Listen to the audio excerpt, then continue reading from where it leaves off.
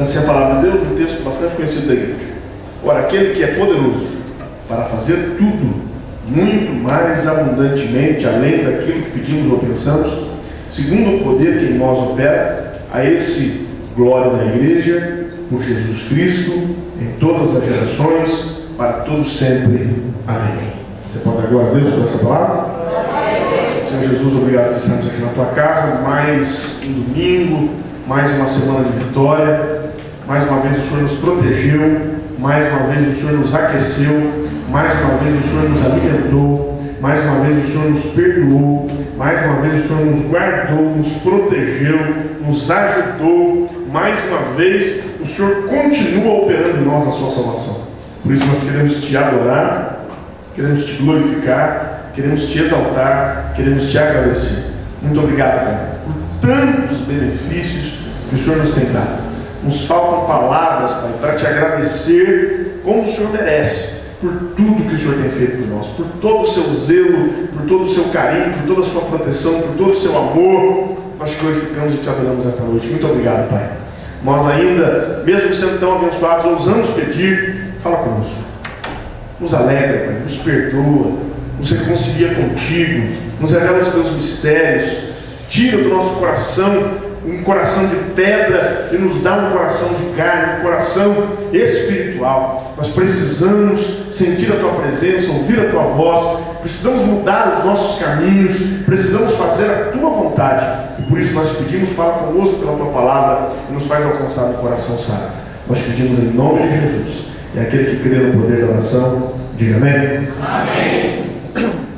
Amados, eu vou falar sobre um tema hoje que não é muito falado, nem muito valorizado pela igreja. Eu vou falar hoje sobre autoavaliação. Vou falar hoje sobre se autoavaliar. Porque nós temos o costume de fazer a heteroavaliação, vamos dizer assim. Nós gostamos muito de avaliar os outros, mas nós não gostamos de nos avaliar. Não é do ser humano, não é prática comum nós nos avaliarmos, nós nos examinarmos, nós fazermos uma análise isenta do que temos feito, do que temos dito, de como temos agido, de como tem sido a nossa vida. Nós sempre reservamos essa análise para o outro, porque no outro não dói, né? Quando é na gente, dói. Quando é no outro, não dói, é indolor, não causa nenhum desconforto, não exige mudança. É por isso que nós temos a prática e o costume de não nos autoavaliarmos, mas de, infelizmente, sempre avaliar o outro. É comum. Agora, existem fundamentos bíblicos para a autoavaliação? Existem. Uma das cerimônias mais lindas que existem dentro da igreja, e nós praticamos pelo menos uma vez por mês, é a Santa Ceia do Senhor. A ceia do Senhor é um momento especial, é um momento de comunhão. Como é que nós fazemos em família? Pelo menos na minha casa é assim. Nós almoçamos juntos todos os dias. E todos os dias nós almoçamos e jantamos. Não sei que eu esteja trabalhando, esteja fora, mas se eu estiver na cidade e eu puder, mesmo quando eu morava aqui em Osasco, trabalhava aqui diretamente, eu sempre arranjei um tempinho para almoçar na minha casa com a minha família. E é o momento que a gente bate papo, que a gente conversa, que a gente troca umas ideias, come juntos, e a gente, enfim, mata saudades, se a semana foi corrida, e temos a oportunidade de estar juntos, para a glória de Deus. E esse momento é um momento de comunhão, mas é um momento também de prestação de contas, né? Porque quando meus filhos estão na mesa, estamos ali conversando, de vez em quando a Silvia já faz uma reclamação, olha, o Samuel não está comendo direito, olha, o Samuel não fez o dever de casa, olha, o Samuel ontem quando ele tomar banho demorou 1 hora, e quase que não toma banho, dormiu sem banho, misericórdia, para falar, né? Enfim, o Samuel está assim, Ana Beatriz isso e aquilo, e a gente vai fazendo a prestaçãozinha de contas, já falando, não pode, né, desse jeito, vamos conversando, mas é o momento da comunhão. E sabe que Jesus estabeleceu, pelo menos uma vez no mês, um momento especial de nós nos assentarmos à mesa com Ele. Você pode não ver Jesus fisicamente aqui no dia da Santa Ceia, mas Ele está presente espiritualmente na tua vida, no teu coração, na tua mente. Ele está presente nesse local, como Ele está agora. Mas no dia da Santa Ceia é um dia especial. Nós nos assentamos para comer com o Senhor. E a comida é maravilhosa, porque Ele mesmo disse que o o corpo dele verdadeiramente a comida e o sangue dele verdadeiramente a bebida. Nós nos alimentamos espiritualmente e não fisicamente do corpo, do sangue do Senhor Jesus, num simbolismo que quer dizer que nós fazemos parte do corpo dele e ele habita dentro do nosso corpo.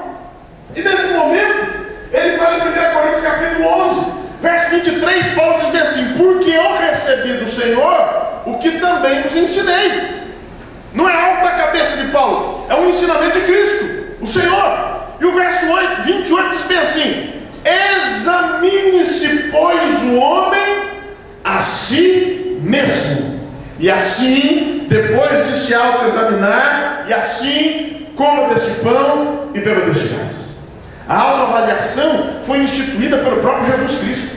Ele é que disse: o homem precisa se autoexaminar. O homem precisa prestar contas dele para mim e para si mesmo.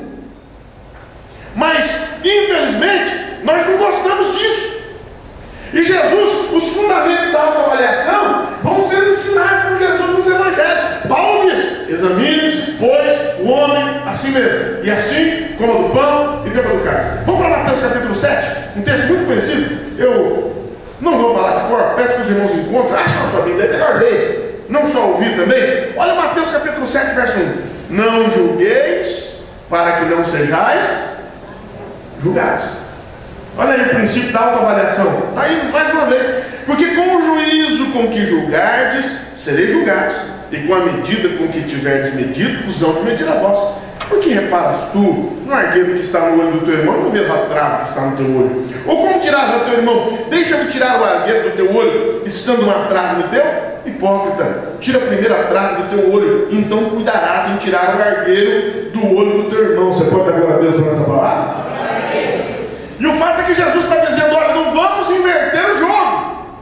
Você não deve avaliar o próximo, você deve avaliar a si mesmo. Mesmo porque a avaliação do próximo, 90% das vezes ela é injusta. Nós não sabemos de todos os fatos, nós não sabemos da verdade toda. Eli foi avaliar Ana, e quando ele viu Ana dentro do templo, Ana chorava, não conseguia dizer uma palavra, só os lábios dela se mexiam, ela murmurava, e ele olhou para aquela mulher e falou assim: até quando você vai estar embriagada dentro da casa do Senhor? Chamou ela de bêbada. Afasta de ti o vinho, mulher. Você é uma bêbada. Ele fez uma avaliação totalmente errada.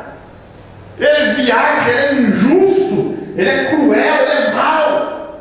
Porque ele não tinha autoridade de avaliar, só Deus conhece as mentes dos corações. Aí naquele momento ela fala: não, meu Senhor, eu sou uma mulher amargurada de alma e de espírito, e dos meus anseios, dos meus pedidos, das minhas angústias, eu tenho derramado o meu coração perante o Senhor. Aí ele viu que fez uma besteira, que falou uma grande bobagem, e falou assim: fica tranquilo, vai em paz, e o Deus de Israel conceda a petição do teu coração. E ela acaba sendo abençoada, mas a avaliação de Eli é totalmente errada.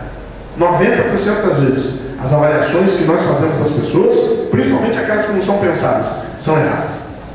E aí a gente começa a praticar injustiça. Por isso que a Bíblia diz, Tiago capítulo 4, verso 11: além de julgar, a Bíblia ainda manda você tomar cuidado com o que você fala. Tiago capítulo 4, verso 11 e 12: irmãos, não falei mal uns dos outros. Quem fala mal do seu irmão, fala mal da lei e julga a lei. E se tu julgas a lei, já não és observador da lei, mas juiz. Aí o verso 12 diz: há só um legislador e juiz que pode salvar e destruir. Tu, porém, quem és que julgas a outro?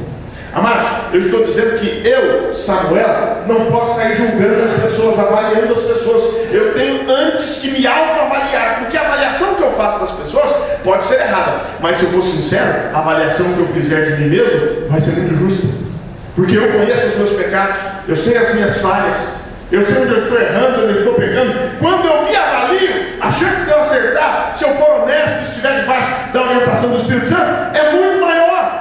Mas o grande problema, eu não estou dizendo aqui, não vamos também, né? Tanto ao mar, nem tanto à terra. Porque do jeito que as coisas falam, primeiro, a igreja tem autoridade espiritual para disciplinar. Então disciplina não tem nada a ver com julgamento. Julgamento, autoavaliação é uma coisa. A disciplina é baseada em fatos.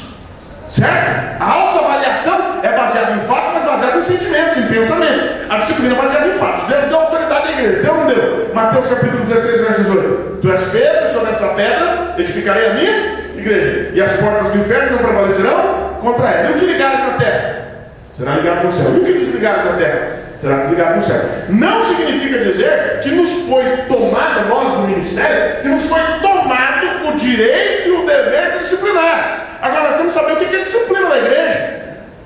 Desculpa eu estar falando desses assuntos, mas o que eu vou falar é importante, a gente fazer essa divisão de águas, para a gente não misturar alhos com bugalhos. Tem gente que viaja, mistura os conceitos, e aí fica preocupante. A igreja, ninguém pode me julgar. Vamos lá, a igreja tem poder de disciplinar. A igreja tem autoridade espiritual dada por Deus para disciplinar os seus membros. É por isso que Paulo, quando escreveu 1 Coríntios capítulo 5, ele escreveu, vamos ler. Vamos dizer que o pastor Samuel está falando rápido, falando de cor. Vamos para 1 Coríntios capítulo 5? Olha só, verso 1. Geralmente se ouve que há entre vós fornicação, e fornicação tal, qual nem ainda entre os gentios, como é haver quem abuse da mulher de seu pai. Estais inchados, nem ao menos vos entristecesses, por não ter sido dentre vós tirado quem cometeu tal ação. Eu, na verdade, ainda que ausente no corpo, mas presente no espírito, já determinei, como se estivesse presente, que o que tal ato praticou, em nome de nosso Senhor Jesus Cristo, juntos vós e o meu espírito, pelo poder de nosso Senhor Jesus Cristo, seja entregue a Satanás para a destruição da carne, para que o espírito seja salvo no dia do Senhor Jesus. Não é boa a vossa jactância. Não sabeis que um pouco de fermento faz levedar toda a massa? Alimpai-vos, pois, do fermento velho, para que sejais uma nova massa, assim como estáis sem fermento, porque Cristo, nossa Páscoa, foi sacrificado por nós. Você pode dar glória a Deus por essa palavra? Você tem alguma dúvida que a igreja tem autoridade para disciplinar? Nenhuma. E eu nunca tive medo de disciplinar. Não pensa que o pastor Samuel tem medo, que eu não tenho. Eu só não gosto de ser injusto. Eu gosto de saber todos os fatos. E a disciplina da igreja não é para o mal. Você sabia que a disciplina de Deus tem pouco a ver com a disciplina da igreja? Pastor Samuel, como é que é isso? Uma coisa é Deus. A Bíblia diz assim, 1 João capítulo 1, verso 7. Se andarmos na luz, como ele na luz está, temos comunhão uns com os outros, o sangue de Jesus Cristo, seu Filho, nos purifica de todo pecado. O verso 9 diz assim: se confessarmos os nossos pecados, ele é fiel e justo para nos perdoar os pecados e nos purificar de toda a injustiça. Quando a pessoa pecou, se ela dobrar o seu joelho e pedir perdão a Deus, ela está perdoada? Está. O perdão de Deus é absolutamente imediato. Aquela mulher que tinha sido pega no próprio ato do adultério, Jesus não permite que ninguém toque na mulher e ainda pergunta para ela: mulher, onde estão os teus acusadores? Ninguém te condenou? Ela fala: não, Senhor. Ele fala: nem eu. Nem eu te condeno. Vai e não peques mais. Teve alguma disciplina? A disciplina vai se dar com a consequência do pecado. É outra coisa, não vou entrar nesse conceito hoje. Mas a disciplina da igreja não tem nada a ver com essa disciplina. A disciplina da igreja